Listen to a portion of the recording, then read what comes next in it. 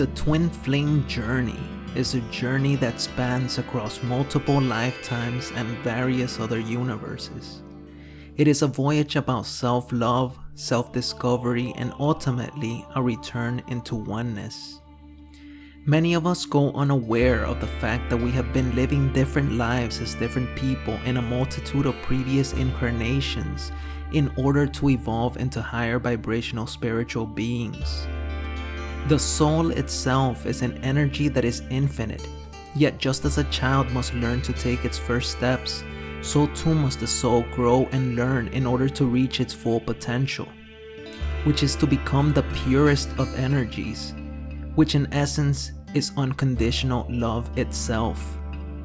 That is why God created various soul groups so that we could incarnate into the 3D world, which is Earth, and play out our different roles such as mother and father, brother and sister, lovers, and even enemies. We are all actors in a grand theater, a theater which I call life.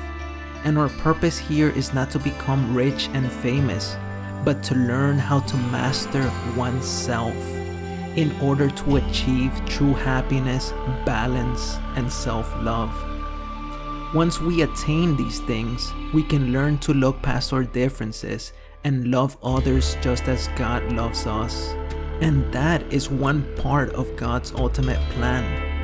Another part of His plan was in the creation of twin flames, or twin souls for that matter, which are two souls that share one divine spark. And just as we have various soulmates whom we've shared various lifetimes with, so too do we have a twin flame, whom in essence is our divine counterpart. The two souls themselves are part of one soul, hence why they're called twin flames.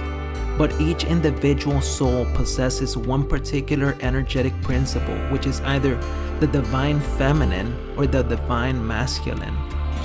When Jesus said, "I am the Alpha and Omega," He was referring to these two specific principles within Himself, which He had already mastered. Thus, He achieved complete balance. It is only by attaining mastery over the material world and demonstrating that mastery in alignment with the vision of our higher self that we can bring spirit and matter together here on earth to embody the amazing spiritual being that we are above. For as the saying goes, as above, so below. Twin flames cannot come together in union and maintain that union until they are able to balance their own personal insecurities, traumas, and negative patterns, for their ultimate task is to learn self-love. When twin flames meet or come together in union, they will undergo a trial by fire, which is commonly referred to as the dark night of the soul. This long and arduous process takes place in order so that each individual can shed all the negative aspects of their old self. It's basically a complete death of the ego, and quite often it can take many lifetimes to completely get rid of all these fragments in order to emerge as your true, authentic self. It can, however, vary because ultimately it depends on how much effort the individual is willing to put forward to actually want to change themselves, or perhaps on how spiritually advanced they are in their current incarnation. The journey itself is a spiritual one, and there will be many signs that will let you know about the experience, such as synchronicities. 1111, 111, 222, 333, 444, and 911 are just some of these examples. Many also see the infinity symbol, pairs of animals, or even have dreams about their twin flame even when they're not together. Many will feel an instant attraction when they first meet their twin flame, although in most cases recognition is not instant and can literally happen over a given period of time. You might also feel comfortable around that person because ultimately they are a part of you, whether you like it or not. More often than not, twin flames share an uncanny resemblance with one another, but that's not always the case. as some twin flames can decide not to look like one another, or perhaps it can signify that both are not spiritually advanced as of yet, for it is said that when they are, they will look like mirrored copies of one another. Hence, twin flames come together in union for an entire lifetime when they are in their final incarnation on Earth.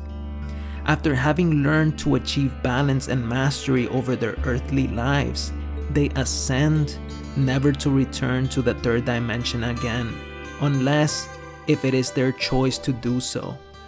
Twin flame unions are here to teach humanity what it truly means to love unconditionally. But that doesn't mean that we need our twin flame in order to achieve this, because that type of love already exists within ourselves. We've just been working tirelessly to try to find it once more. And that is the main lesson of the whole twin flame dynamic. Love yourself so that you can love others, and so that others can love you as you love yourself. I'll tell you this much, my friends. If you never find that inner love, then you will never attract a partner that will love you as much as you love them, because you're basically attracting someone who on the inside doesn't like something about themselves. And in turn, they won't be able to give you that unconditional love you've been searching for, because they probably feel unworthy of such love. Hence why many twin flames run in the first place when they encounter their twin flame. A twin flame with more experience can bring you that unconditional love. But if you feel unworthy of receiving that love, then you're going to distance yourself from that person, because you yourself have internal issues that must be resolved before you can have a balanced relationship with your twin flame, or even a soulmate for that matter. That's why many relationships are either karmic or soulmate related. They are meant to be lessons about self-discovery and self-love. And if you look deep into the surface, you will find that each one is basically a preparation for receiving the highest, most unconditional type of love there is, which is the twin flame union, which in essence is the same type of love that God has for us all. Please remember that not all twin flames are incarnate in this lifetime, so not all of us will find our twins. But don't worry. Learn to love yourself and accept any love that enters your life, even if it's from a soulmate. So don't waste your time waiting for a union that might never happen. Be love, and it will be mirrored back to you twofold.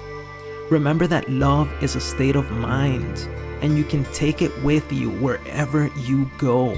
You don't need anyone to fill that inner void. If you are destined to be with your twin flame, then trust that it will happen in divine right timing, because in the end, only God knows when and if the two of you are really meant to be together. So live your life fully and without any regrets. I'll leave you with a little insight that I learned on my spiritual path. Well, more like a saying I wrote actually, and it goes like this. The body is like a vessel that keeps us afloat on this journey, and the soul is the compass that leads us in the right direction when we learn to surrender ourselves to its divine presence. By surrendering ourselves, we learn to love, and by loving, we learn to surrender. Only then will we learn that paradise was not a place or destination, but a manifestation of our own creation. Till next time, my friends, Namaste.